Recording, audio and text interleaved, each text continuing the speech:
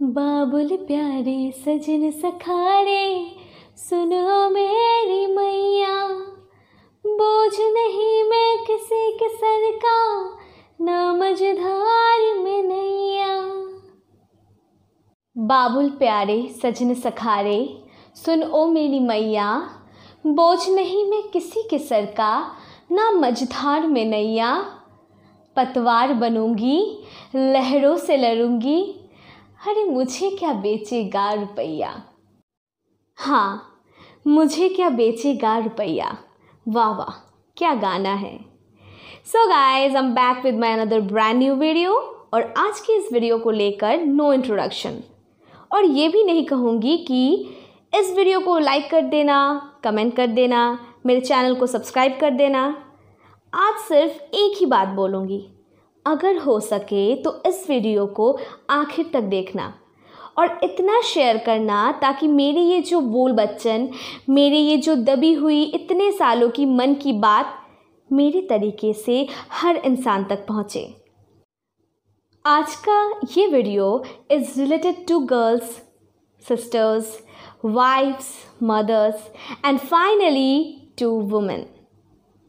आज से पहले बहुत सारे औरतों ने, महिलाओं ने कोशिश की हुई है कि ये बताने की what is the actual meaning of feminism. असल में नारीवाद क्या है, पर कुछ इंसानों के दिमाग ने उन सबको एक्सेप्ट ही नहीं किया। तो मेरी आज की कोशिश सबको ये समझाने की है कि नारीवाद क्या है, असल में नारीवाद क्या है, what is the actual meaning of नारीवाद। ऐसा क्या हुआ हमारे साथ कि इसकी नौबत आई? क्यों आज ऑलमोस्ट हर लड़की फेमिनिस्ट है? क्यों हमें आज खुद को प्रूव करना पड़ता है? क्यों हमारी काबिलियत पर हमेशा शक किया जाता है क्योंकि हम लड़की हैं, क्योंकि हम औरत हैं? So I am requesting to all of you guys, इस वीडियो को आखिर तक देखना और ध्यान से सुनना। And now without wasting any more time, let's get to the point. आज के वीडियो की शुरुआत में मैंने एक गाने को गाने की कोशिश की है। बहुत ही फेमस सिंगर सोना महापात्रा जी की गाई हुई ये सॉन्ग के बोल बहुत ही ज़्यादा पावरफुल हैं। Each and every woman can relate। वो बोल है कुछ इस तरह, बाबुल प्यारे सजन सखारे, सुन ओ मेरी मैया, बोझ नहीं मैं किसी के सर का, ना मझधार में नैया। पतवार बनूंगी, लहरों से लड़ूंगी, अरे मुझे क्या बेचेगा रुपैया। क्यों ये बात बोलने की ज़रूरत पड़ी? हम औरतों को, लड़कियों को ये बात हमेशा जताने की ज़रूरत क्यों पड़ती है? क्यों बतानी पड़ती है कि बोझ नहीं हूँ मैं? हाँ जी हाँ, बोझ नहीं हूँ मैं, ना ही मझधार में नाव। पतवार बनूंगी माँ, बस एक बार मिल जाए पापा का साया और तेरे आंचल का छाँव। तो चलो शुरू से शुरुआत करते हैं। आज मैं अपनी पूरी वीडियो कविताओं के माध्यम से आप सबके सामने पेश करूंगी। आई होप आप लोग समझ पाओ, मेरे बातों से खुद को कनेक्ट कर पाओ। एक बहुत ही अमेजिंग पोएट उपासना झा की लिखी हुई एक पोएट्री रिसाइट करने की ज़रूरत कर रही हूँ,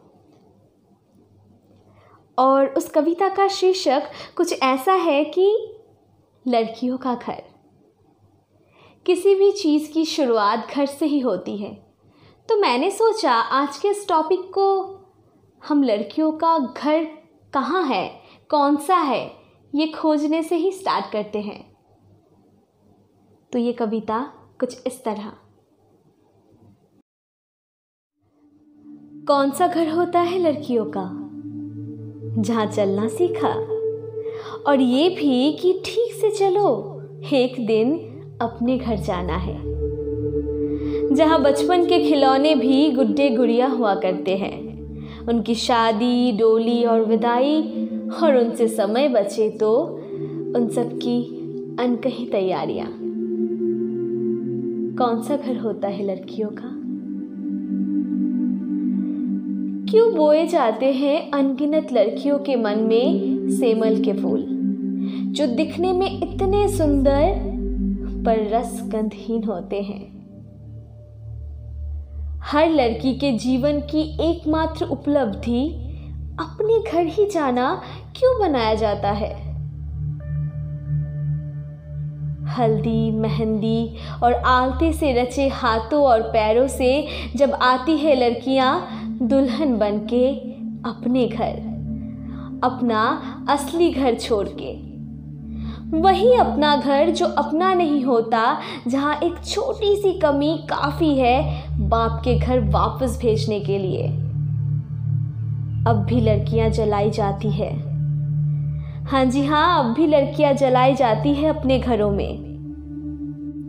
और जो मरती नहीं, वो रोज जलती है अपनी ही आग में। और जो स्वीकार नहीं करती मरना, वो बन जाती है किस्सा और तमाशा। उनका ऐसा कोई घर ही नहीं होता। सच्ची सच्ची बोलना, ये बातें चुभी ना? ये बातें सबको ही चुभती है। अच्छा, आप बताओ, कौन सा घर होता है लड़कियों का? जन्म के बाद बाप का घर, शादी के बाद पति का घर, और एक उम्र के बाद बेटे का घर। उसका खुद का घर कहाँ होता है? और अगर कोई लड़की अपना घर बना ले तो क्या होता है? उसे समाज से ताने सुनने पड़ते हैं। अरे अरे, देखो उस लड़की को, खुद का घर बना लिया। पता नहीं क्या काम करती है, दिन रात घर में रहती ही नहीं, ज्यादातर रात को तो दिखती ही नहीं। अरे ऐसा क्या काम कर लिया कि इतनी जल्दी खुद का घर बना लिया? मेरा बेटा तो इतने सालों से इतना मेहनत कर रहा है, फिर भी नहीं हो रहा। जरूर कोई चक्कर है। अरे हाँ हाँ, उसका चरित्र ही खराब है। पता नहीं बॉस के साथ चक्कर है उसका शायद। क्यों आंटी जी, अंकल जी, खुद के बेटे की असफलता नहीं दिख रही है क्या आपको? वो नाकामयाब है तो हम क्या करें? एक लड़की अगर खुद के दम पे दिन रात मेहनत करके घर ले ले तो क्या आप उसके चरित्र पे लांछन लगाओगे? जानते क्या हो आप? देखा क्या है आपने? क्या उस लड़की की मेहनत आपको दिखती नहीं? क्यों आज भी एक लड़की की कामयाबी ये समाज देख नहीं पाती? क्यों आज भी लड़कियों को ये कहा जाता है कि तुम्हारे लिए अनुकूल स्थान सिर्फ घर के अंदर ही है? क्यों? इस क्यों का जवाब चाहिए हमें। इस वजह से ही हम फेमिनिस्ट बने, नारीवाद का जागरण हुआ। ये सिर्फ एक घटना है जो मैं आज बोल रही हूँ। ऐसे अनगिनत घटनाएं जिन्होंने ही नारीवाद का, फेमिनिज्म का जन्म दिया। आज का ये वीडियो सिर्फ शुरुआत है। आगे इस वीडियो की और भी 2 पार्ट्स आएंगी। ऐसे और भी किस्से हम सुनेंगे, खुद को समझाएंगे और लोगों को भी।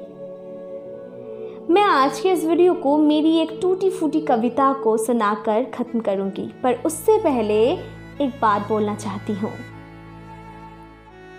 जब एक लड़की दूसरे लड़की की दर्द को समझेगी, एक औरत दूसरे औरत की परिस्थिति को समझेंगी, जब वो सो कॉल्ड आंटीज़ अपने पड़ोसी की बेटी को देखकर ये बोलेगी, अरे देखो वो लड़की कितनी मेहनत करती है, बच्ची कितनी मेहनती है, अपने माँ बाप के सपनों को पूरा करने के लिए वो इतनी मेहनत करती है।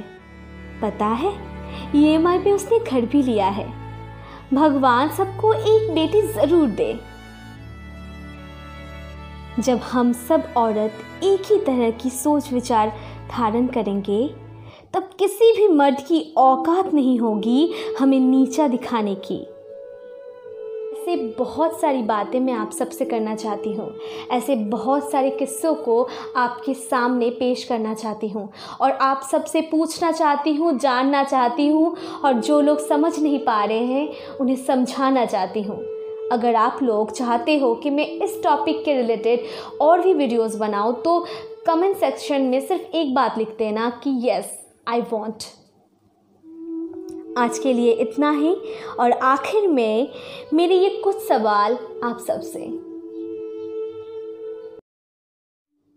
हाँ मैं एक बेटी हूँ, एक बहन हूँ, किसी की पत्नी हूँ, किसी की बहू हूँ। हाँ मैं एक माँ भी हूँ, पर आखिर में तो एक औरत भी हूँ। क्यों आज भी हम रहे पीछे, क्यों आज भी हम रहे पीछे, क्यों हमें उड़ता देख लोग आंखें मीचे, क्यों हमारी कामयाबी से समाज शर्मसार है, क्यों आज भी हमें उड़ता देख आगे बढ़ता देख दुनिया करती खबरदार है,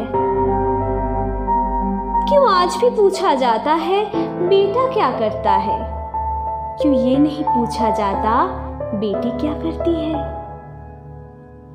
क्यों आज भी किसी मूवीज के स्टार्टिंग में हीरो का नाम ही पहले आता है, क्या हीरोइन कम काम करती है कि उसको हमेशा अंडर एस्टिमेट किया जाता है। हम ऐसे समाज में जी रहे हैं जहां लड़कियों को बेचारी का दर्जा दिया गया है और खुद के पैरों तले लड़कों को, हम लड़कियों को रौंदने का हक भी दिया गया है। हमें नहीं चाहिए लेडीज फर्स्ट वाला कॉन्सेप्ट। हाँ जी हाँ, हमें नहीं चाहिए लेडीज फर्स्ट वाला कॉन्सेप्ट। बस अपने बराबर चलने का ही हक दे दो। बहुत जी लिए जंजीरों में जकड़ कर, थोड़ा खुली हवा में सांस लेने